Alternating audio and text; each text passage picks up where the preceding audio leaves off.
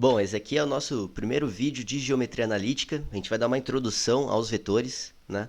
Já adianto que a geometria analítica é nada mais, nada menos do que o estudo dos vetores. Então, a definição deles, como que funcionam as operações, como que os vetores são aplicados no mundo real e como que muitas coisas podem ser aplicadas a partir de vetores, como áreas, como planos, ponto, circunferências, enfim, esferas, etc. E a geometria analítica ela serve de base para a maioria das matérias das áreas das exatas. Então, se você está cursando matemática, física, ou você quer aprender, só aprender mesmo, porque você curte estudar, ou você está fazendo alguma engenharia ou algum curso relacionado a isso, é muito importante, porque os vetores você usa em várias matérias, né? E muito mais do que isso, né? O vetor é a base para você aprender muitas outras coisas, né?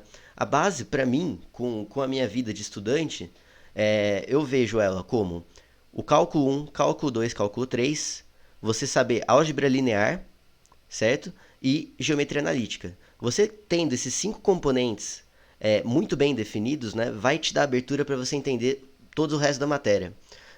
Matérias como mecânica dos fluidos, mecânica dos sólidos, resistência dos materiais, eletromagnetismo, né? Tem física 2, física 3, até física um também você usa. Então, basicamente, a geometria analítica ela é muito importante. Então, quando você começar a ver essas aulas aí, caso você acompanhar algum dos meus vídeos, veja com calma, estuda, faz os exercícios e vai tranquilo, porque vale a pena fazer com calma, vale a pena aprender. É, as minhas aulas vai ser o seguinte, vai ter um método. Eu vou explicar o que que é, vou mostrar algumas figuras, eu vou fazer um caderno, eu vou escrever no caderno e acho interessante você também pegar esse caderno e anotar comigo, né? E depois do caderno a gente resolve alguns exercícios. E depois eu proponho alguns exercícios para você resolver no meu site que vai estar na descrição, que é o breakthescience.com.br, tá certo? Então, bora lá, bora para a primeira aula, que é a introdução a vetores. Então, vamos definir o que é vetor, quais são suas características, qual que é a diferença de uma grandeza vetorial de uma grandeza escalar e bora pro vídeo. Então, vamos do começo, né? Vamos para a introdução. Bom, intuitivamente, o que a gente pensa no vetor? A gente pensa o vetor como uma seta.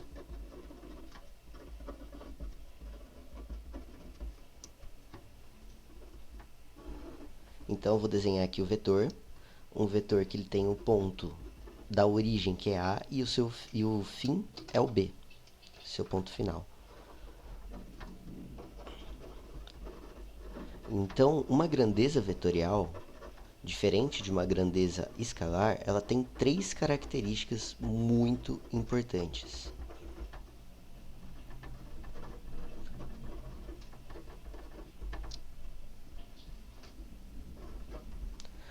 Uma das características é o módulo do vetor, ou a intensidade. Outra característica muito importante é a direção do vetor.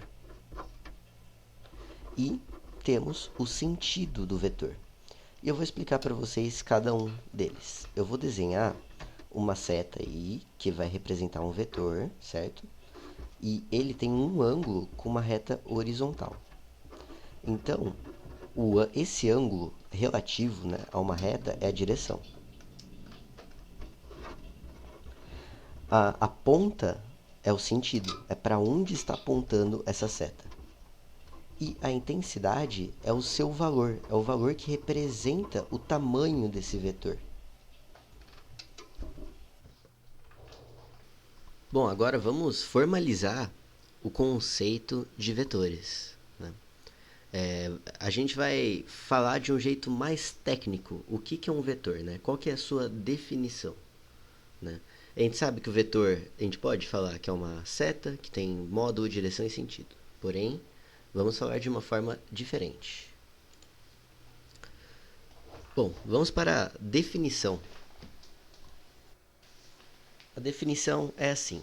O vetor é um segmento orientado de pares ordenados A e B no espaço, ou seja, de pontos no espaço, sendo o ponto A a origem e o B a extremidade. É definido desde que A seja diferente de B. Então vamos anotar isso daí?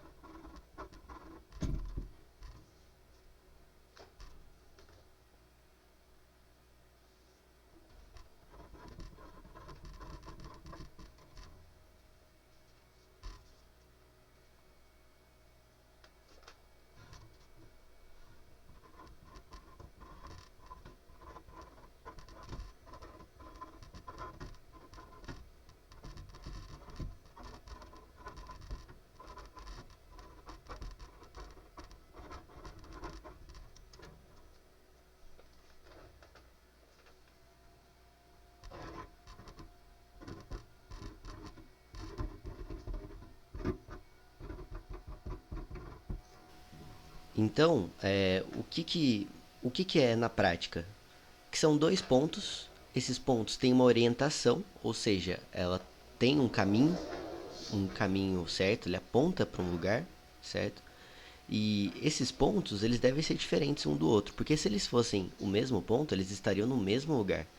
E estando no mesmo lugar, é um ponto, deixa de ser uma seta, né? Bom, vamos aí para a definição número 2. Essa definição é uma relação entre vetores, né?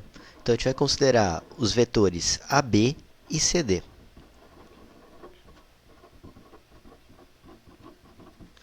Então tá, AB e CD possuem o mesmo comprimento se o módulo de AB for igual ao módulo de CD. A gente pode chamar isso de norma também, essa representação pode ser também chamada de norma, ou a intensidade do vetor. B. AB e CD possuem a mesma direção se AB for paralelo a CD, tal que, e aí, esses dois vetores AB e CD, representação deles, paralelos, né? No mesmo ângulo.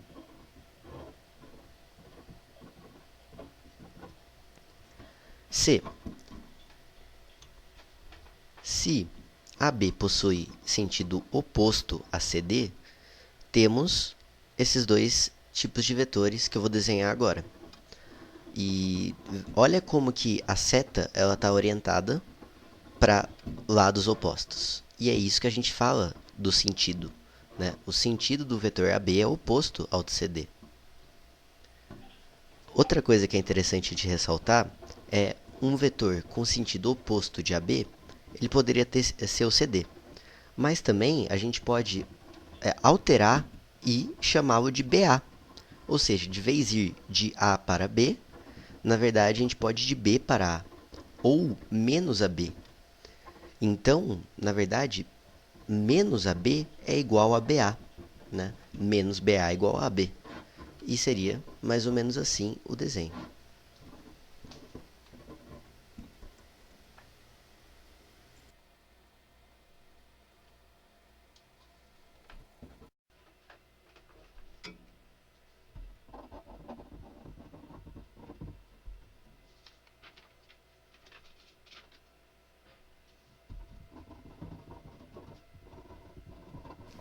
Bom, vamos para a nossa última e definição 3.